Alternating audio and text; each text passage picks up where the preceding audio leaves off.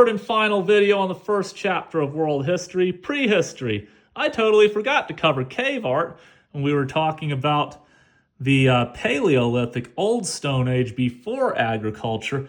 This had its peak between 3500 and 1200 BCE, especially in places like France and Spain. That looks like my cow nightmare, which again I'll cover when we hit chapter 3 on the Egyptian mummy goddess, the creepy nightmare I had as a kid. That's coming up, stay tuned. But people thought if they drew pictures of animals on the wall, they would successfully hunt animals. It was sympathetic magic.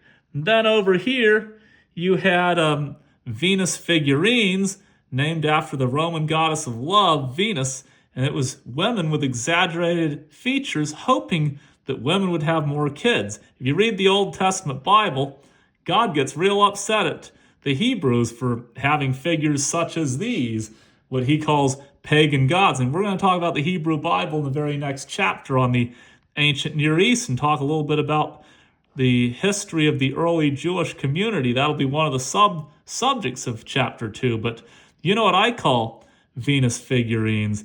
I don't use the politically correct beliefs, and this is where the discussion comes in. It probably was for fertility. But you know what I think it was?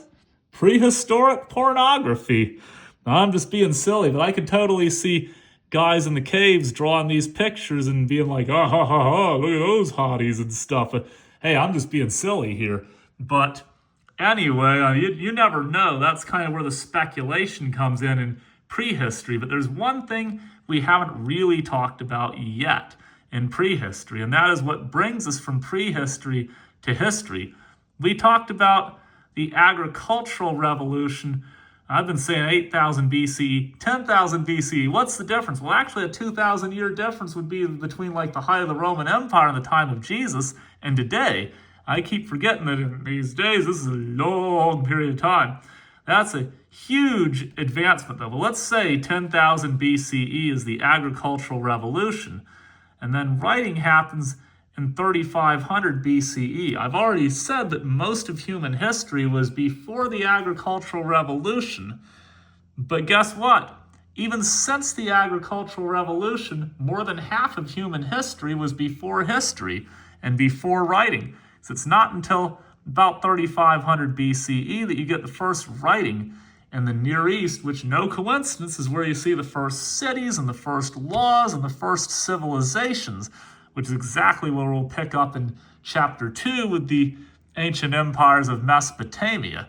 That's going to be a fun one. I absolutely love that chapter. You get all the first literature and the first philosophy. I don't want to spoil it yet. Gilgamesh is pretty cool, and that's your catchy opener in the very next chapter. But basically, because of agriculture, you have writing and civilization, and that's super duper cool. Anyway, a few subjects that I will touch on very briefly.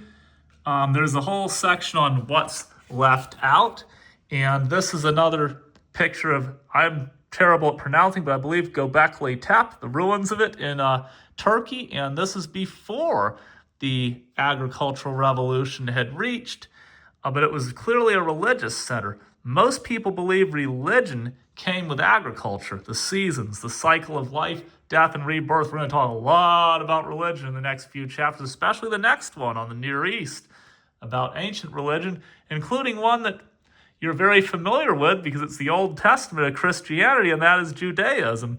But first, Göbekli Tepe shows that these religious centers might have been built before agriculture, and that maybe agriculture led people wanted to do agriculture because they wanted to settle down so they could stay where their religious shrines were and not have to move around like they did in hunter-gatherer days.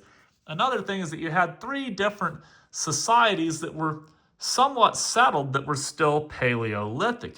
You had Natufurian society in the Middle East. You had Jomon society in Japan, which flourished from about, I don't have my dates here, but I remember about 10,000 BCE to about 300 BCE, and it was a very heavy pottery culture, a lot of fishing and getting fish and seaweeds. And finally, you had Chinook society in the Pacific Northwest of North America, which rose around 3000 BC. Same era we'll be in the very next chapter in the Middle East, but that one rose in what's now Oregon and Washington. And guess what? It collapsed in 1850 CE. Put anything together? I do.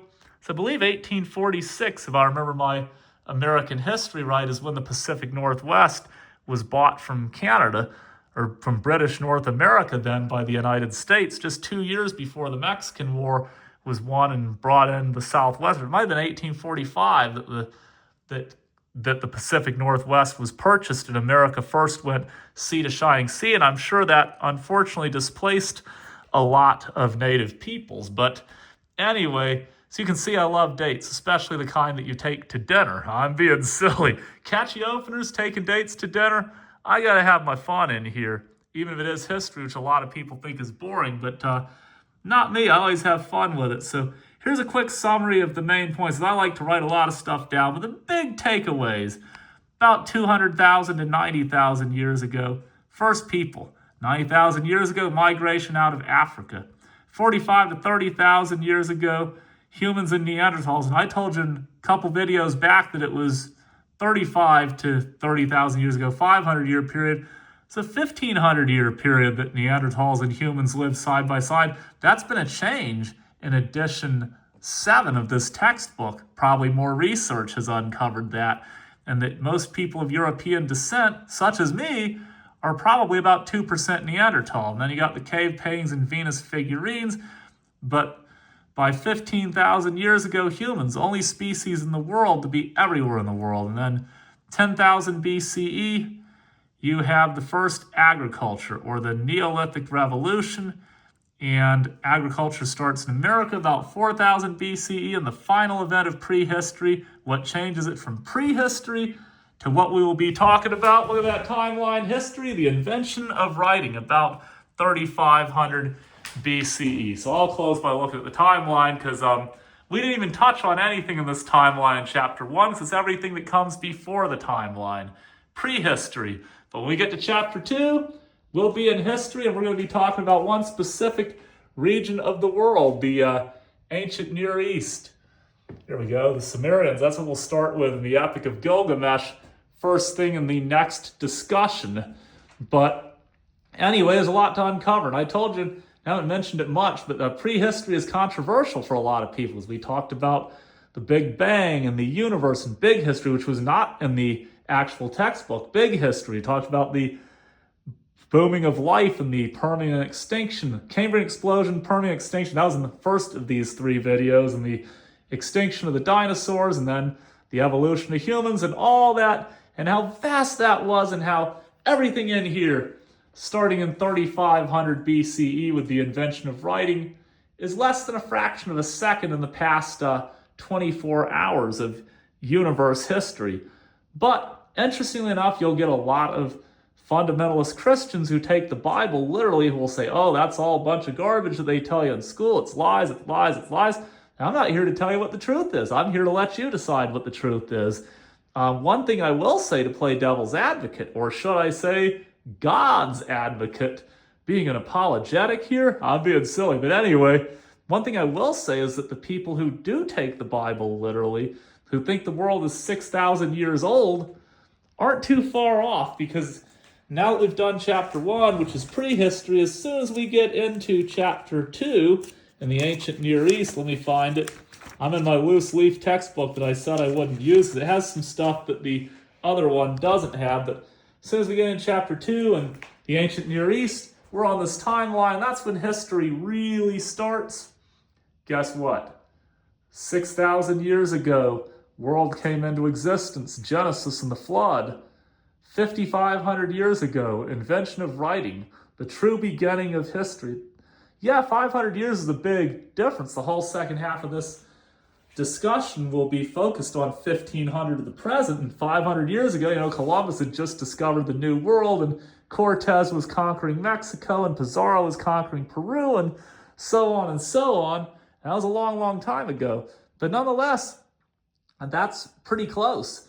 If what we know about history is everything since written record, and written record's only been around for a little over 5,000 years, maybe the Bible narrative that the world is only 6,000 years old might be true, because that's as much as we can study. And all that other stuff is speculation. It's carbon dating. It's science, archaeology, anthropology, biology, geology, chemistry. You know it, physics. But anyway, that's all a discussion for a different time. Please leave comments. I love getting in discussions with people. This is going to be a fun journey. And that was only chapter 1 in those previous 3 videos. And as I said, I actually find chapter 1 in prehistory kind of boring, but it kind of does set the stage. Now we get some real history next, starting with the ancient Near East. That's right, Iraq. Don't invade them. We did in 03. I'm kidding. Ancient Iraq. Mesopotamia, land between the Tigris and Euphrates, is next. Pumped. Woohoo!